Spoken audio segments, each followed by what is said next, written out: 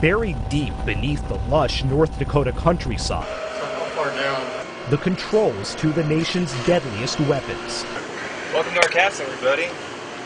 Here at Minot Air Force Base, there are 15 launch control centers responsible for 150 nuclear missiles. Red power switch is on. The centers are manned in 24-hour shifts by officers typically in their 20s, awaiting a presidential order to launch. Every single day you sign for control of 10 of the most powerful weapons known to mankind, you know, in the history of mankind, to be honest. The Air Force says the nuclear mission is its top priority, but it's one struggling with several issues. The Associated Press has revealed problems with discipline, cheating on readiness tests, security, low morale, signs of a post-Cold War nuclear Air Force in disarray. The worst thing for morale was probably the micromanagement. Brian Whedon spent 5 years as a missileer, as the launch officers are called. There were huge expectations and a culture of perfection. Really to have your every single action scrutinized and minutely controlled by a squadron commander at the same time. I mean, that, to me, that was much more of a negative impact on the experience than just the stress by itself.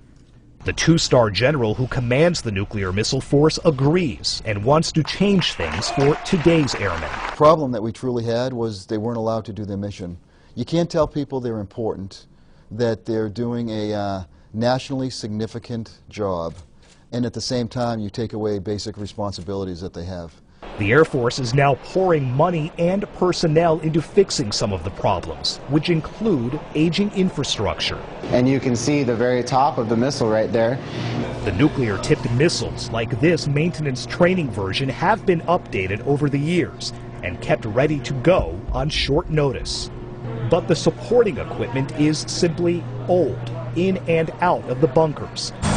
Like the Huey helicopters used to ferry security personnel around Minot's missile fields. They date to the Vietnam War, and under current plans will likely keep flying through the decade.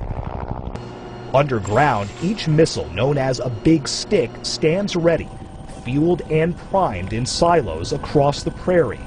For some, the allure of working with nuclear weapons is always there. The very first time I did this job, it was so awe-inspiring to see that nuclear component sitting right there, and that I'm fortunate enough to be working on it, and that has never changed. While missileers wait for a launch command that's never been given, they rely on some dark humor to keep them amused.